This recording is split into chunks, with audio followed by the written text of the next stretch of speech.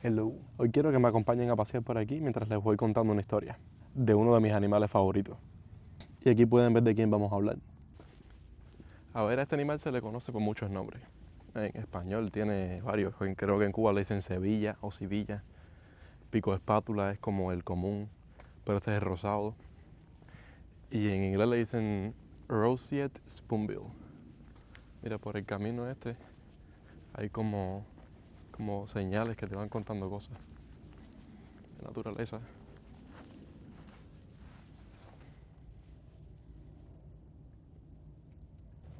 Seguro estás pensando, oye, pero ¿dónde viven esos animales, no? Porque yo nunca he visto uno.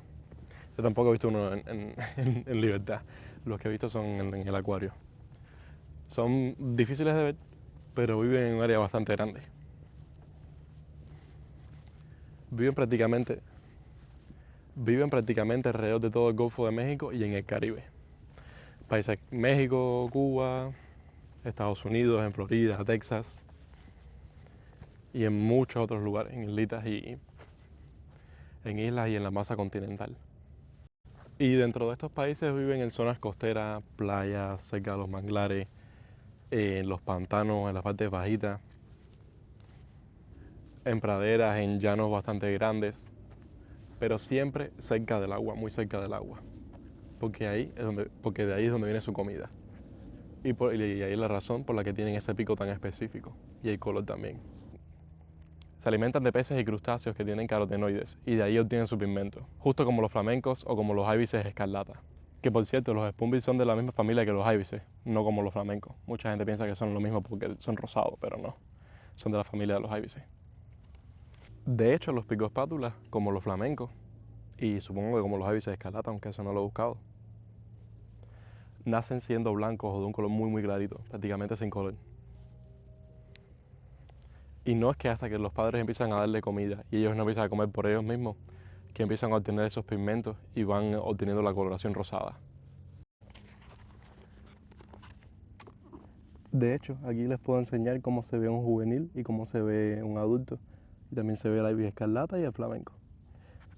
Si quieren ver más de cómo, si quieren ver más aves de este libro, voy a estar subiendo shorts de cada ave a mi canal.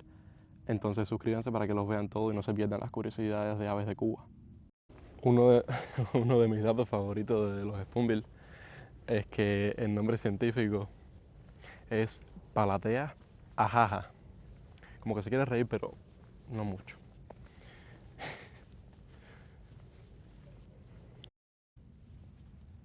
Ser de estos colores llamativos es una ventaja para la reproducción.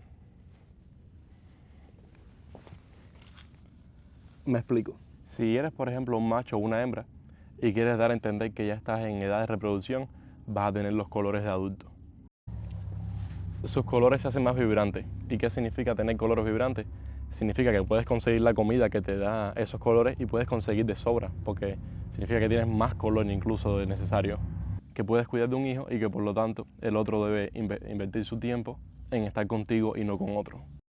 Antes de que sea más oscuro, les quiero enseñar la diferencia entre las plumas. O sea, esto es una pluma de época como de no reproducción, época normal. Es rosada, evidentemente rosada, pero esto es una pluma, además de ser del ala, es una pluma de más de época de reproducción. Se ve como esto es mucho más oscuro comparado con esta. Y también tengo un ejemplo por aquí en pequeño, para que vean que no es solo la parte central. Ah, aquí se pueden dar cuenta, esta es mucho más vibrante, mucho más chula. Y si entraron por el título del video, se deben estar preguntando, bueno, pero ¿por qué casi se extingue, no? Bueno, fue por los sombreros, no estos, pero sombreros que llevaban plumas.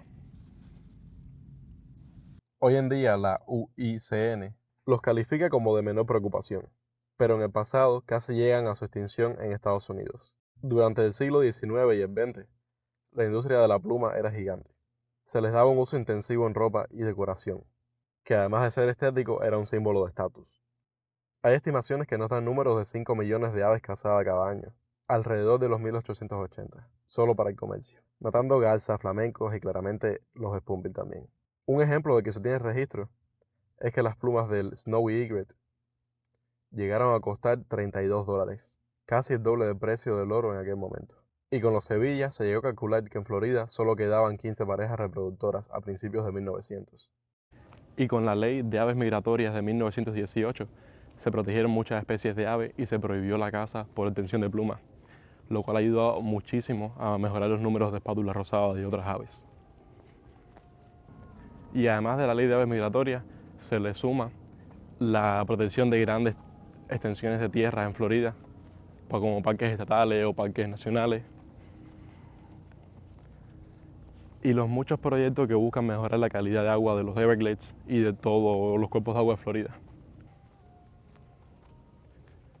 Aunque algunas no corrieron con la misma suerte, y tenemos el caso del flamenco, que prácticamente ha estado extinto en Florida por muchísimos años.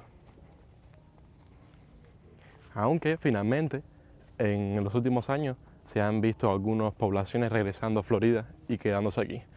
Aunque algunos artículos mencionan que tal vez los trajo algún viento fuerte, huracanes y cosas así, pero algunas se están quedando y están haciendo como más tiempo en los lugares donde solían estar en Florida. Aunque esa historia la dejo para otro video.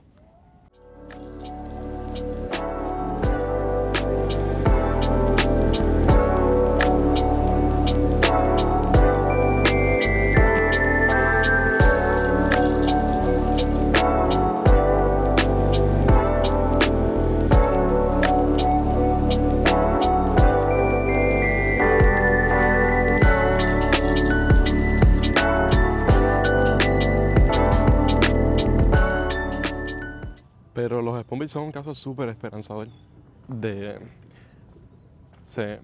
Hay estimaciones de números de 150 a 200.000 individuos, que es una cifra muchísimo mejor de la que había antes. Y creo que con un atardecer queda muy bien para la narrativa.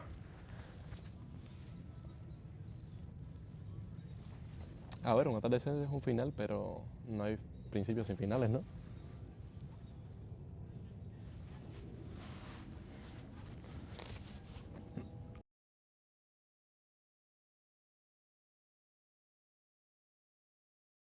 Aclaración que se me olvidó hacer. Siempre me parece muy cómico la forma en la que la hembra y el macho se pelean cuando están en época de reproducción.